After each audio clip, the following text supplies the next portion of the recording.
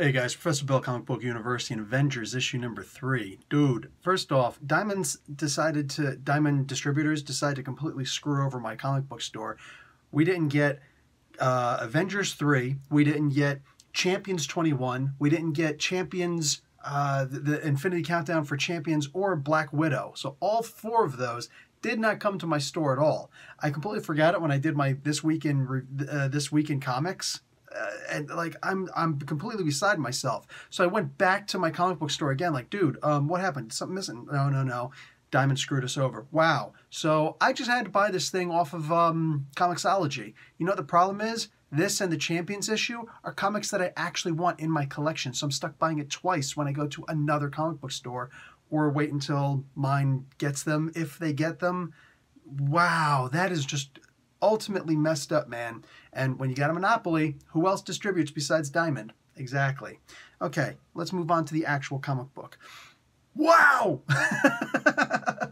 So this comic book, dude, first off, there is so much funny in here mixed up with all the crazy.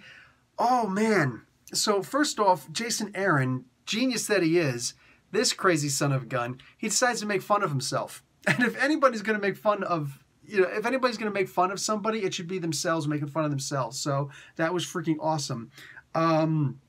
He goes and says at one point, hey, Captain America just threw the Dark Celestials and himself and Loki into the sun. It's like, oh yeah, Cap's still alive. Wait, that's funny. Throwing things into the sun, doesn't that usually fix everything? That was great, especially if you read issue, 705? Of the Mighty Thor, also by Jason Aaron. That was great. That was such a great little inside dig at himself. When you got a sense of humor like that, man, that's awesome. So also Paco Medina and Ed McGuinness on art, just awesome. So I'm loving pretty much every single thing that I see in this comic book. All right. I didn't realize how much She-Hulk and Ghost Rider are so perfect together. They're great. All right, so seeing these two fight next to each other is awesome. I want to know why She-Hulk has the Dark Celestials, or actually the regular Celestials, in her head. That's really odd why they chose her of all people. So she's trying to express, listen, follow me into hell. She's like, go to hell. But she jumps down into this big pit also. And Ghost Rider's like, gee, a Ghost Rider go to hell? Duh.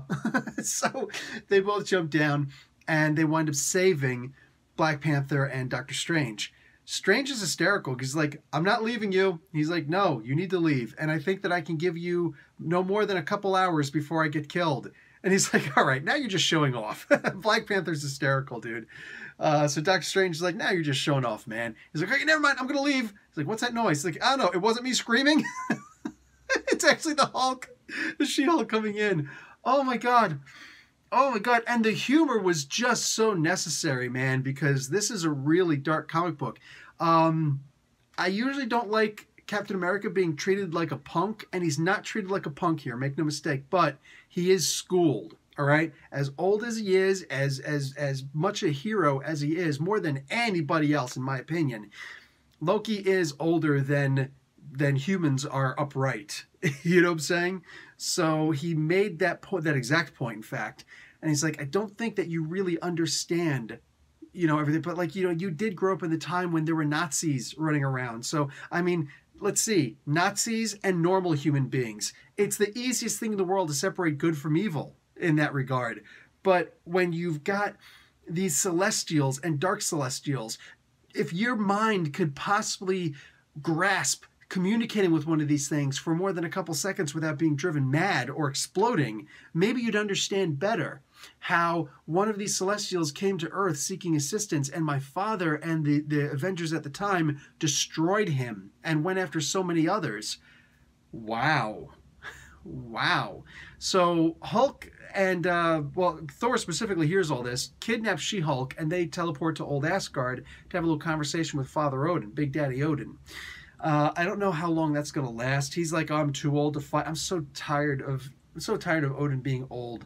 And that's not against Jason Aaron at all. Just Odin is the perfect jerk, and I hear some people saying so. I think it was for this comic book, for this title, either issue 1 or 2. Like, Odin is just stubborn here, and I don't think this guy actually understands Odin's history. But dude, I don't know where that comment came from. I don't even remember if I acknowledged it. I usually don't acknowledge comics or comments like that, but no, I don't think that person actually understands the history of Odin. Odin is the most stubborn character in the entire Marvel Universe. I'm including Doctor Strange and Tony Stark combined into an amalgam version, the warped version, where they're just, you know, Johnny Stubborn. Odin is the most stubborn. Zeus isn't as stubborn as Odin. Odin simply has more power than Zeus, so he could be like, no, we're going to do it my way. No, we're going to do it my way. Bzz, okay, fine, we'll do it your way. That's not him being less stubborn, but, oh, man. So much happening here, and at the end we discover a progenitor. Now, here's my big question. What's going to happen going forward? This is the progenitor of the humans. We've already met the progenitors, plural, of the Inhumans. So my question is, are these going to meet somehow? Because this is really interesting. This is really interesting. There's a whole bunch of crazy going on. You still get to see Tony Stark and Captain Marvel duking it out with each other, like, you know, verbally at least. It's almost going to come to blows.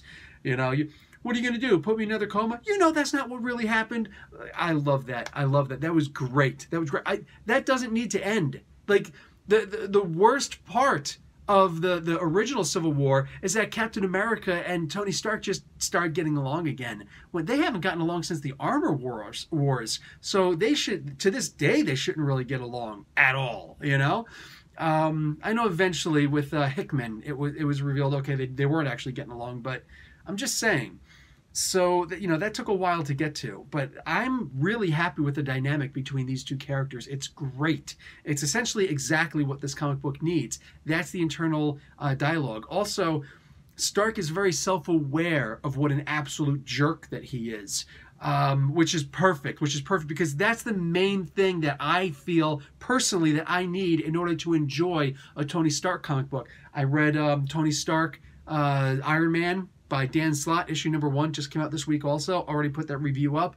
And very similar, different but similar story behind Tony Stark's jerkiness. Absolutely fantastic. Absolutely. So I really like the Jason Aaron and the Dan Slott version of Tony Stark. I'm digging it. I'm going to be reading the heck out of these because this is the kind of Tony Stark that I like. I also liked Superior Iron Man the best because he acknowledged that he was a jerk, while in the other times it's just, what are you talking about? I don't know what you're talking about. So I dug it. Anyway, me and Rage Kitty down here. Whoop, did that really just happen? Me and Rage Kitty, that's the reason why I'm leaning back, because she's just chilling out on me. But yeah, me and Rage Kitty are going to leave now. I hope you enjoyed the review. I just felt so weird doing the review. She's just sitting, and it's like, I can't lean forward too much. Anyway, guys, Professor Bill, Comic Book University. Class dismissed.